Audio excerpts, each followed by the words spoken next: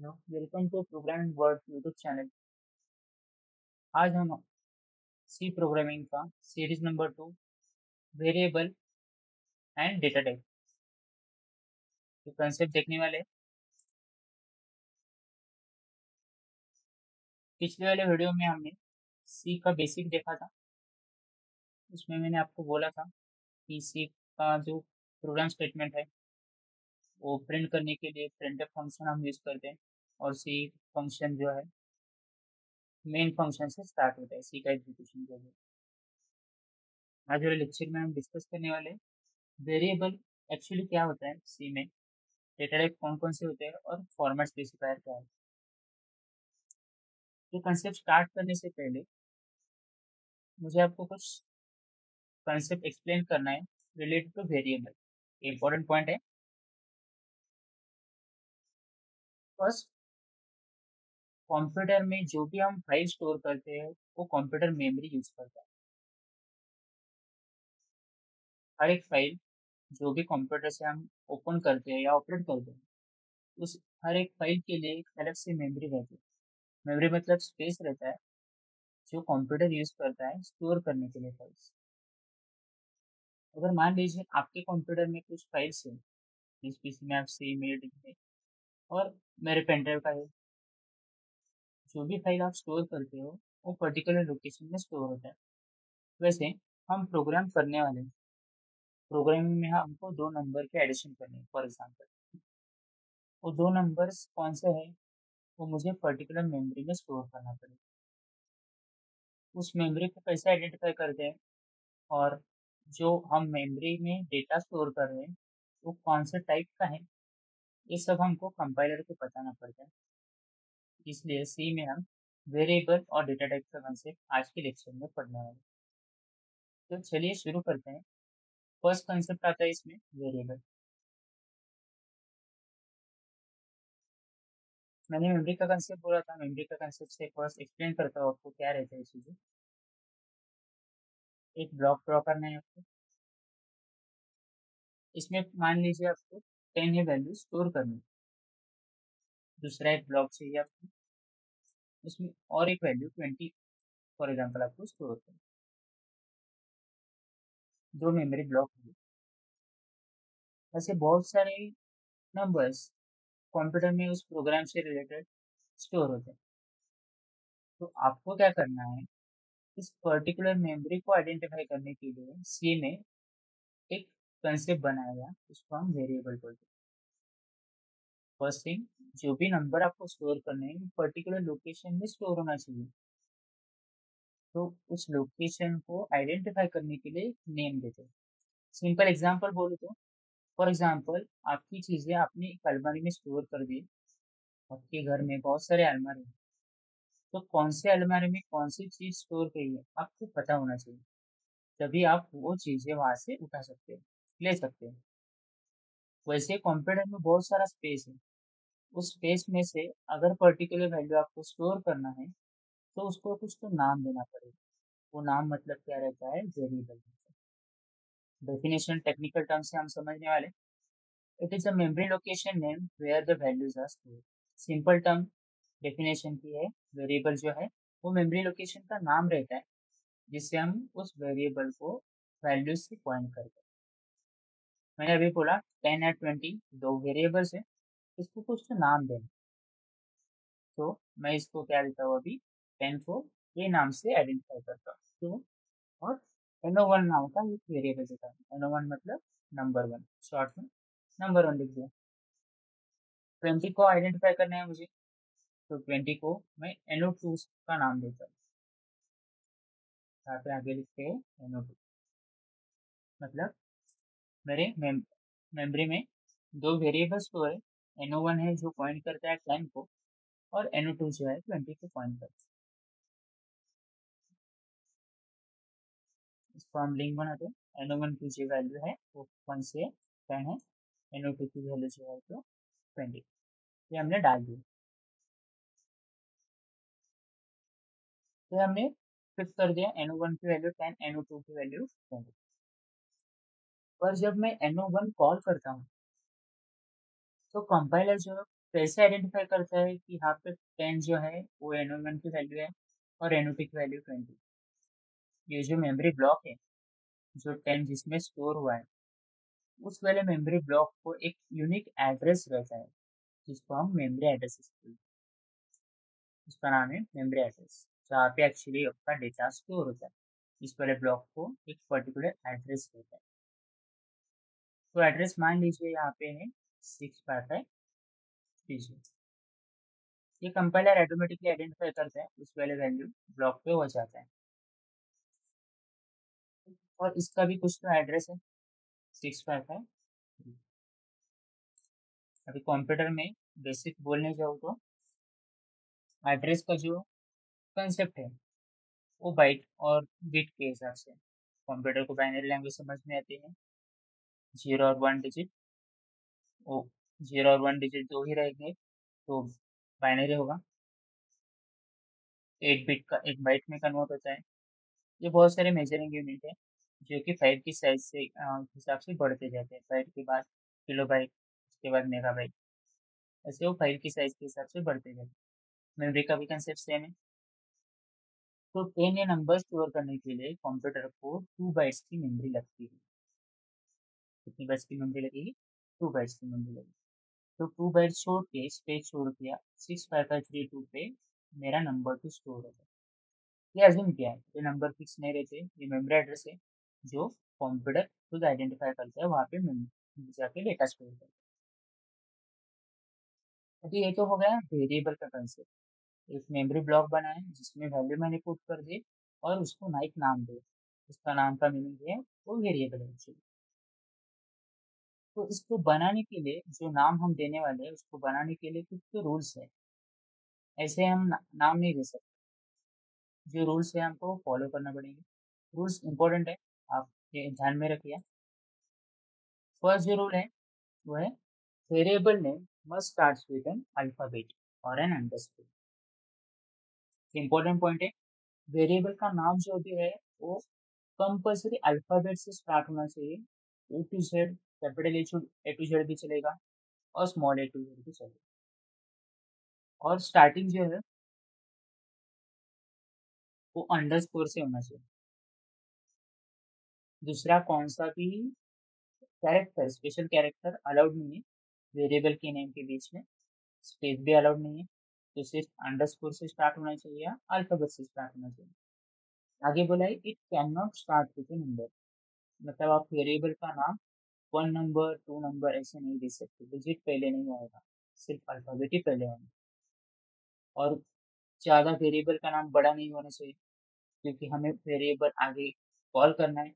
मान लीजिए आपको 10 कभी प्रिंट करना होगा तो आप NO1 से कॉल करेंगे और 20 कभी प्रिंट करा चाहिए तो NO2 को कॉल करना पड़ेगा। तो इसलिए आपको ध्यान रखना है कि वेरिएबल का नाम शॉर्ट होना चाहिए और जो भी आप डेटा स्टोर करने वाले उस हिसाब से उसको नाम देना। ऐसे नाम XYZ PQR ऐसे कुछ नाम नहीं देना है, क्योंकि आपको आइडेंटिफाई करना है आगे जाके आपको प्रोग्राम में वो वेरिएबल यूज करना है। सेकंड रूल है variable name can contain alphabets, numbers and underscore. It is a combination of alphabets, numbers and underscore रहेंगे। दूसरा कौन सा भी स्पेशल सिंबल अलाउड नहीं है। डॉलर, एट द रेट, ऐसा कौन से भी सिंबल आप यूज नहीं कर सकते वेरिएबल के नेम के बीच में। और स्टार्टिंग में भी यूज नहीं कर सकते, स्टार्टिंग में सिर्फ आपको अंडरस्कोर यूज करना। वेरिएबल का नाम कौन सा भी कीवर्ड नहीं होना चाहिए। हम आगे सी का कीवर्ड का कंसेप्ट देखने वाले। टोटल 32 कीवर्ड्स है। कीवर्ड्स में रिजर्व्ड वर्ड है जो कि सी कंपाइलर को आइडेंटिफाई करने के लिए रहता है। तो प्रीवियस लेक्चर में हमने वाइड देखा था, वो कीवर्ड है, रिटर्न नहीं करता कोई, वो कीवर्ड है। उस कीवर्ड का नाम मैं वेरिएबल का नाम नहीं दे सकता, मतलब वाइड ऐसे नाम नहीं दे सकता, क्योंकि वो ऑलरेडी पर्टिकुलर फंक्शन के लिए सी ने रिजर्व करके रखा है। Variable name must be unique with its scope. Scope का कंसेप्ट, जिस फंक्शन में हमने उसको डिक्लेयर किया है उसी फंक्शन में आप उसको यूज कर सकते हैं, उसके बाहर यूज नहीं कर सकते। आपने वाइड मेन में जो भी वेरिएबल डिक्लेयर किया है वो वाइड मेन में ही आपको यूज करना पड़ेगा, दूसरे यहाँ पे यूज नहीं कर सकते। एग्जाम्पल देखो, एक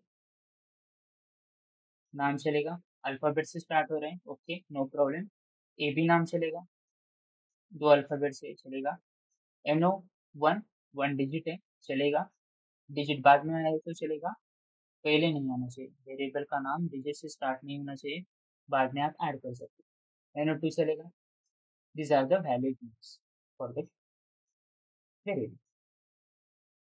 where one N O one and N O two are invalid names. पहला जो वेरिएबल का नाम है वहाँ पे वन एन दिया, डिजिट से स्टार्ट हुआ, ये नहीं चलता है सीन। वेरिएबल का नाम कंपल्सरी अंडरस्कोर से या पर्टिकुलर अल्फाबेट से स्टार्ट होना चाहिए। NO1 space NO2 space not allowed, ये तो स्पेस हटाना चाहिए आपको। स्पेस दिए तो एरर आता है, इनवैलिड वेरिएबल नेम। ये हो गया वेरिएबल नेम का कंसेप्ट। मेमोरी को हम वेरिएबल का नाम लिखते हैं। ये होने के बाद इम्पोर्टेंट है आपका, जिस टाइप का आप डेटा स्टोर कर रहे हैं उस टाइप को आइडेंटिफाई करना है। नेक्स्ट कंसेप्ट है हमारा आज के लेक्चर का, वेरिएबल तो सिंपल नाम हो गया। जिस मेमोरी में आपको डेटा स्टोर करना है वो डेटा को हम सिर्फ नाम से बुलाने वाले, और एक्चुअली डेटा कौन सा स्टोर होने वाला है वो वेरिएबल को बताना पड़ेगा। मीन्स वेरिएबल नेम के आगे आपको, वेरिएबल नेम के पहले आपको क्या करना पड़ेगा, डेटा टाइप लिखना पड़ेगा कि आप कौन सा डेटा उसमें वेरिएबल में स्टोर करने वाले। That is a second important. तो जो 10 नंबर है उसको हम इंटीजर बोलते हैं। 10 20 जो भी डेसिमल पॉइंट में नहीं आता है, सिंपल नंबर है, इंटीजर नंबर, वो हम इंटीजर डेटा टाइप से लिखते हैं। फॉर एग्जांपल दिया है 10, 20 एक्सेट्रा। जो भी नंबर है जिसको पॉइंट में हम कंसिडर नहीं करते वो सारा इंटीजर है। सेकंड फ्लोट, आपको कुछ तो वैल्यू स्टोर करनी है, फॉर एग्जांपल परसेंटेज स्टोर करना है स्टूडेंट का, सैलरी स्टोर करनी है एम्प्लॉय की, तो सैलरी भी फ्लोट में रहती है, तो 20.10 ऐसे आएगा। तो पॉइंट वाले वैल्यू स्टोर करने के लिए आपको डेटा टाइप देना है फ्लोट में।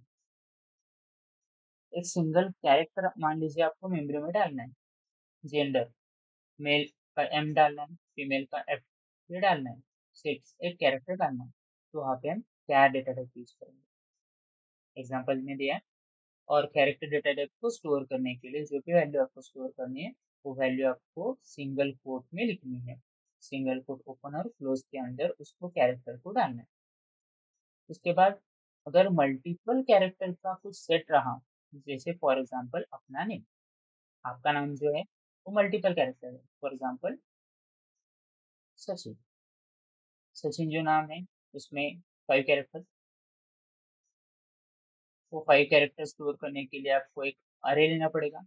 तो this is basically collection of multiple similar type of the data, means character का कॉम्बिनेशन है। कितने नंबर ऑफ कैरेक्टर चाहिए वो सिर्फ आपको ब्रैकेट में लिखना है।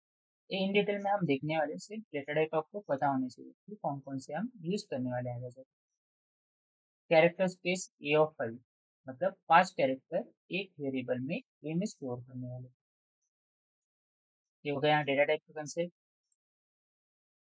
अब इसका एग्जाम्पल हम देखने वाले कि कैसे लिखेंगे, वेरिएबल को कैसे लिखेंगे। तो मैंने मेमोरी में आपको बोल दिया NO1 की वैल्यू 10 है, NO2 की वैल्यू 20 है, पर इसको लिखना कैसे है एज ए प्रोग्रामिंग लैंग्वेज में वो हम देखने वाले हैं। फर्स्ट, वेरिएबल डिक्लेरेशन का सिंटैक्स देखो, data type space variable name and semicolon. ये हो गया डिक्लेरेशन का सिंटैक्स। ध्यान में रखिए, जो भी हम डिक्लेरेशन बोलते हैं उसमें उस फंक्शन का, उस वेरिएबल का डिक्लेरेशन रहता है, उसमें कुछ वैल्यू हम स्टोर नहीं करते हाथ में। और डेफिनेशन मतलब क्या रहता है कि उस वेरिएबल में हमको पर्टिकुलर वैल्यू डालनी है। वेरिएबल का नाम नंबर 1 लिखना है, नंबर 1 के वैल्यू में आपको 10 डालना है, तो उसको हम डेफिनेशन बोले। जो भी हम डिफाइन करने वाले वो डेफिनेशन है, जो भी हम सिर्फ डिक्लेयर करने वाले, कंपाइलर को सिर्फ इतना पता चलेगा कि डेटा टाइप क्या है उस वेरिएबल का और उस वेरिएबल का नाम क्या है। उसको ये पता नहीं चलेगा कि उस ब्लॉक में क्या स्टोर करना है। फॉर एग्जाम्पल मान लीजिए यहाँ पे 10 डाला ही नहीं, हमने डाला नहीं, सिर्फ वेरिएबल क्रिएट करके रखा है। कौन सा है? इंटीजर। डेटा टाइप कौन सा है? अभी डेटा टाइप हमने देखा है वहाँ पे फॉर एग्जांपल यूजर को 10 20 ऐसे इंटीजर वैल्यू टाइप में, तो डेटा टाइप को आपको रिप्लेस करना पड़ेगा इंटीजर। उसके बाद वेरिएबल का नाम देना है। वेरिएबल का नाम हमने देख रखा है एन1 और सेमीकोलन में। In C programming every statement must end with a semicolon, ये रूल है इंटीजर एन1। उसके बाद आपको क्या करना है? अभी इसका डेफिनेशन लिखना है। तो डेफिनेशन लिखने के लिए आपको ये पूरा सिंटेक्स पहले लिखो चलेगा। उसके बाद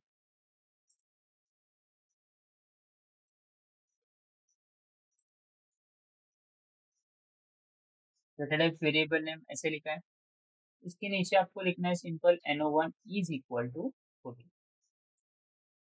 और 10, जो भी आपको नंबर स्टोर करना है सेमीकोलन।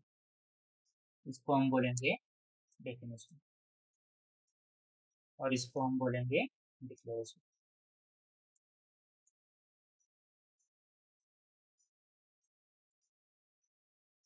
ऐसे आपको लिखना। एक ही लाइन में अगर डिक्लेरेशन भी चाहिए, एक ही लाइन में डेफिनेशन भी चाहिए आपको, तो इसको थोड़ा रीच मॉडिफाई करना पड़ेगा। सेकंड वे ऐसा है इसका, वो भी मैं आपको बोलता हूँ। Data space name of variable is equal to value and semicolon. ये हुआ सेकंड वे। सीन एक और एक रूल है, variable must be declared in the void में, और उसके ऊपर भी हम डिक्लेयर कर सकते हैं, पर void में से जो कर्ली ब्रैकेट हम स्टार्ट करते हैं, तो कर्ली ब्रैकेट स्टार्ट करने के बाद फर्स्ट लाइन जो है वो वेरिएबल डिक्लेरेशन की आनी चाहिए। डिक्लेरेशन और डेफिनेशन ये हो गया सेकंड टाइप। अभी आपको थर्ड टाइप से भी लिखना है। पहले डिक्लेरेशन कर दिया, उसके बाद डेफिनेशन कर दिया, और दूसरा दूसरा सिंटैक्स हमने देखा डेफिनेशन और डिक्लेरेशन दोनों एक साथ। अगर आपको दो वेरिएबल स्टोर करने और सिमिलर डेटा टाइप, तो सिंटैक्स ऐसा है कि आपको अभी क्या लिखना है? वेरिएबल का data type integer, no1 first number is equal to 30। Comma से आपको वेरिएबल सेपरेट करना है, बीच में कॉमा डालना है। सेम सिंटैक्स फॉलो करना है आगे, डेटा टाइप फिर से रिपीट नहीं करना है। कॉमा मतलब आगे सिमिलर डेटा टाइप आपको जो चाहिए, वेरिएबल चाहिए, वो देना है no2 इज इक्वल टू। अभी टर्मिनेशन करना है आपको तो सेमीकोलन से। डिक्लेरेशन में भी आपको फॉर एग्जांपल जो वेरिएबल क्रिएट करके रखने हैं, आपको बाद में यूज करना है, बाद में वैल्यू डालने हैं, तो आपको यहाँ पे no1 no2 ऐसे लिखना है और सेमीकोलन में। पर कभी भी आप दो अलग रिटर्न डेटा टाइप के वेरिएबल एक कोड में एक लाइन में नहीं लिख सकते। इंटीजर no1 फ्लोट no2 ऐसे नहीं लिखना है, ये गलत होगा। अगर आपको दूसरा डेटा टाइप में कन्वर्ट करना है, तो इसको फर्स्ट टर्मिनेट करो सेमीकोलन से, बाद में फ्लोट का no2 लिखो। अभी फ्लोट का कौन सा तो दूसरा वेरिएबल है, तो आपको कॉमा करके यहाँ पे डालना है। अगर सिर्फ इंटीजर का है तो कॉमा करके इंटीजर पे डालना है। दो डेटा टाइप जो है वो अलग अलग लाइन में डिक्लेयर करने हैं आपको प्रोग्राम में। ये वेरिएबल का होगा। जब भी आप वेरिएबल क्रिएट करते हो, तो मैंने अभी जो डायग्राम बोला है आपको, वैसे एक मेमोरी लोकेशन क्रिएट होती है, और वहाँ पे वो नंबर और उसका जो भी वैल्यू है, वेरिएबल और उसकी वैल्यू स्टोर होती है। उसके बाद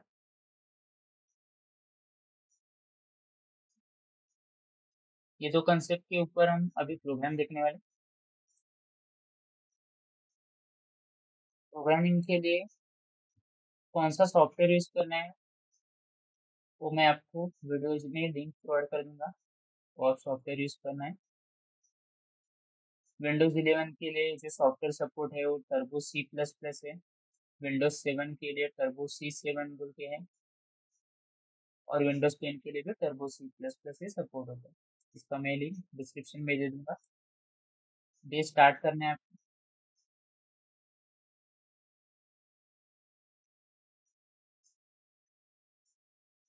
फर्स्ट न्यू फाइल, जैसे हमने देखा था फर्स्ट आपको फाइल सेव करना है, फाइल में जाके सेव, यहाँ पे आपको लिखना है, अभी हम वेरिएबल का कोड देखने वाले हैं, तो वेरिएबल डॉट सी से हम सेव करेंगे उसको, प्रोजेक्ट फोल्डर में सेव करेंगे। एक फोल्डर बना के आप सेव करोगे डेटा तो आपको जल्दी वो सर्च करने के लिए इजी होगा।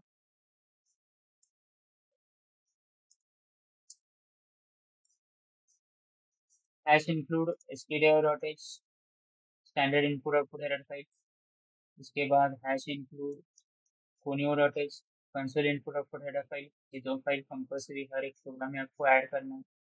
void main, it is the beginning of your C programming execution. Curly bracket से ओपन से स्टार्ट होता है, लास्ट में आपको कर्ली ब्रैकेट क्लोज करना है। अभी इसमें दो वेरिएबल आपको चाहिए। फर्स्ट हम डिक्लेरेशन करेंगे इंटीजर a, b, सिंपल नाम से स्टार्ट करेंगे। no1 से स्टार्ट किए तो चलेगा, no2 देकर चलेगा, सेमीकोलन देना है, और कमेंट में जो भी आपको लिखना है तो डबल स्लैश करके आपको लिखना है। कमेंट मतलब क्या रहता है, कंपाइलर वो कोड एग्जीक्यूट नहीं करता है, पर जो भी यूजर वो प्रोग्राम देखने वाला है उसको समझ में आना चाहिए कि क्या किया है आपने प्रोग्राम में, इसलिए हम कमेंट यूज करते हैं। डबल स्लैश से कमेंट स्टार्ट होता है, इट्स वेरिएबल डिक्लेरेशन।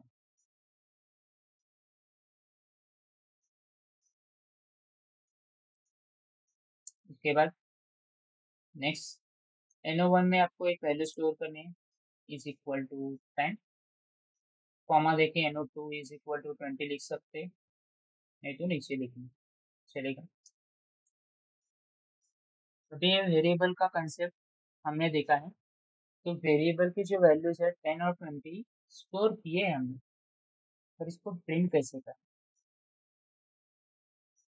तो प्रिंट करने के लिए सिंटैक्स आपको पता होना चाहिए। मैंने लास्ट लेक्चर में प्रिंटफ का सिंटैक्स बोला था, प्रिंटफ फंक्शन यूज करते हैं प्रिंट करने के लिए। डबल कोट में फॉर एग्जांपल आपको वेरिएबल प्रोग्राम ऐसे लिखना है,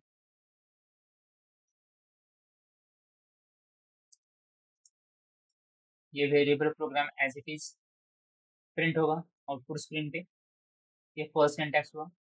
उसके बाद आपको लिखना है ऐसे statement, value of no1 is equal to, यहाँ पे 20 प्रिंट करना है, 20 नहीं, no1 की वैल्यू 10 है और no2 की वैल्यू कितनी है, 20। ऐसे आपको स्टेटमेंट प्रिंट करना है। तो जब भी आपको वैल्यूज प्रिंट करने हैं तब आपको एक सी में कंसेप्ट है फॉर्मेट स्पेसिफायर बोलते हैं। अब ये फॉर्मेट स्पेसिफायर क्या है, एक्चुअली जो भी हम डेटा स्टोर कर रहे हैं उस डेटा का जो डेटा टाइप है, वेरिएबल का जो डेटा टाइप है उसके हिसाब से फॉर्मेट स्पेसिफायर सी में स्टोर करते हैं। फॉर एग्जांपल इंटीजर के लिए आपको परसेंट डी यूज करना है, इंटीजर के लिए आपको परसेंट डी यूज करना है। उसके बाद फ्लोट के लिए आपको परसेंट एफ यूज करना है और कैरेक्टर के लिए परसेंट सी यूज करना है। जब भी आप उस वेरिएबल की वैल्यू को प्रिंट करना चाहते हो तो ये फॉर्मेट स्पेसिफायर आपको ध्यान में रखना है, परसेंट डी, परसेंट एफ और परसेंट सी। बाद में हम प्रोग्राम में आएंगे फिर से। यहाँ पे डायरेक्टली हम प्रिंट कर सकते हैं, पर प्रिंट करने के बाद मान लीजिए आपने 10 की जगह 20 कर दिया तो यहाँ पे भी चेंज करना पड़ेगा। तो ए की वैल्यू और नंबर 2 की वैल्यू जो है वो आपको स्टोर करनी है, तो डायरेक्टली प्रिंट होना चाहिए वो वैल्यू। अभी हमने हमने यहाँ पे इंटीजर है तो यहाँ पे परसेंटेज से रिप्लेस करना है उसको वैल्यू। जिस प्रिंटफ फंक्शन में आपको वैल्यू प्रिंट करना है वहाँ पे फॉर्मेट स्पेसिफायर रिप्लेस करना है। सिंपल स्टेटमेंट है, value of no1 is equal to 10 वहाँ पे चाहिए। 10 की नंबर का डेटा टाइप कौन सा है, वेरिएबल का नाम है no1, डेटा टाइप है इंटीजर, तो इंटीजर के लिए फॉर्मेट स्पेसिफायर हमने वहाँ पे चेंज कर दिया परसेंट। अगर यहाँ पे फ्लोट होता तो आप परसेंट एफ लिखते, अगर यहाँ पे कैरेक्टर होता डेटा टाइप तो आप परसेंट सी लिखते, सिर्फ उतना ही डिफरेंस है। no2 की वैल्यू कितनी है अभी 20 है, तो कौन सा डेटा टाइप है, इंटीजर है, तो यहाँ पे आपने लिखा है परसेंटेज। यहाँ पे कॉमा देना है, प्रिंटफ का सेकंड सिंटैक्स हम देख रहे हैं, जो भी फर्स्ट आपको चेंज करना है, जो भी वहाँ पे नंबर प्रिंट करना है आपको, वो उसका डेटा टाइप चेक करके वहाँ पे %d% ऐसे लिखना है। तो डबल कोड कंप्लीट होने के बाद कॉमा देना है, कॉमा देने के बाद वेरिएबल 1 जो जिसकी आपको वैल्यू प्रिंट करनी है, और वेरिएबल 2 जिसका आपको वैल्यू प्रिंट करना है। ये इंपॉर्टेंट है, सेम है, जो वैल्यू आपको प्रिंट करनी है परसेंटेज की यहाँ पे, तो फर्स्ट वैल्यू आपने NO1 दिया है, वेरिएबल NO1 दिया है, तो यहाँ पे NO1 इज इक्वल टू के बाद NO1 की जो वैल्यू है जो आपने स्टोर की है प्रोग्राम में वही प्रिंट कर दो। आप सीक्वेंस पहले NO2 लिखोगे तो NO2 की वैल्यू यहाँ पे रिप्लेस होगी। आपको ये ध्यान में रखना है कि जितने भी % आएंगे उसके उतने नंबर ऑफ वेरिएबल्स आएंगे कॉमा के। अगर यहाँ पे 3% दे रहेंगे तो 3 वेरिएबल आएंगे, 4% दे रहेंगे तो 4 वेरिएबल आएंगे। यहाँ पे 2% डे है, फर्स्ट परसेंट डे में आपको NO1 की वैल्यू डालनी है और सेकंड परसेंट डे में आपको NO2 की वैल्यू डालनी है। इतना चेंज करना है प्रोग्राम में। उसके बाद प्रोग्राम टर्मिनेट होना है, आपको गेट CS से टर्मिनेट करना है, और फंक्शन जो है वाइड मेन क्लोज करना है। वाइड मेन क्लोज करने के बाद यहाँ पे और एक कंसेप्ट प्रिंटफ जो है वो न्यू लाइन पे आपको आउटपुट चाहिए, तो आप यहाँ पे /n ऐड करना है। /n का मीनिंग रहता है न्यू लाइन कैरेक्टर। इसको हम सेव करेंगे, अभी कंपाइल करेंगे, और उसके बाद इस वाले प्रोग्राम को हम रन करेंगे।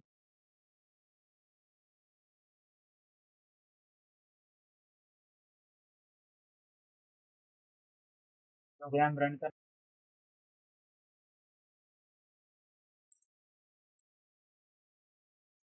गूगल प्रोग्राम ये फंक्शन स्टेटमेंट प्रिंट हुआ, value of NO1 is equal to 10, NO2 is equal to 20। अगर आपने वैल्यू स्टोर नहीं की है, डायरेक्टली आपको NO1 और NO2 प्रिंट करना है, जो आपने 10 और 20 में स्टोर किया है, तो सी में वहाँ पे गार्बेज वैल्यू, गार्बेज मतलब कौन सा भी एक रैंडम वैल्यू कंपाइलर उठाते हैं वो प्रिंट करके देता है, उसको हम गार्बेज वैल्यू बोलते हैं।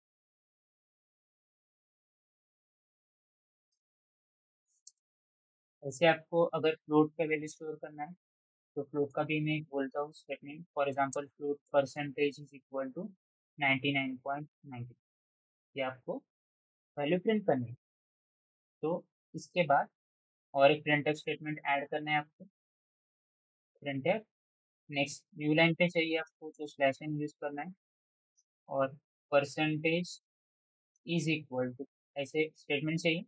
इज इक्वल टू के बाद आपको परसेंटेज लिखने हैं, जो परसेंट 99.90 हो फ्लोट में, तो फ्लोट के लिए आपको फॉर्मेट स्पेसिफायर का यूज करना पड़ेगा, %f डबल कोट कंप्लीट, उसके बाद वेरिएबल का नाम, सेमीकोलन।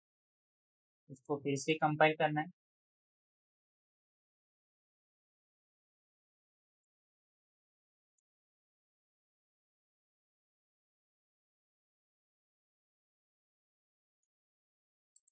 फिर से इसको कंपाइल करेंगे। यहाँ पे एरर आ गया, declaration is not allowed here. मैंने बोला था आपको कि डिक्लेरेशन जो भी है वो प्रोग्राम के स्टार्टिंग में चाहिए। अभी हमने NO1 NO2 जो है वो 10 और 20 यहाँ पे स्टोर किया था, जो प्रोसेस हुआ एक्चुअली, तो आपको फ्लोट जो डिक्लेरेशन है वो इंटीजर के बाद इमीजिएटली देना है। यहाँ से वो हटाना है, और float percentage is equal to 99.90 semicolon.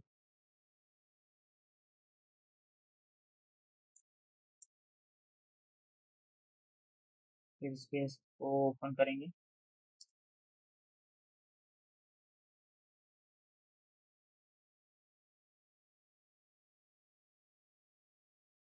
Compile 0 है, उसके बाद रन,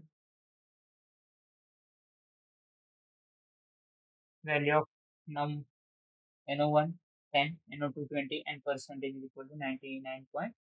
900002। तो फ्लोट में थोड़ा ज़्यादा डेसिमल पॉइंट रहता है।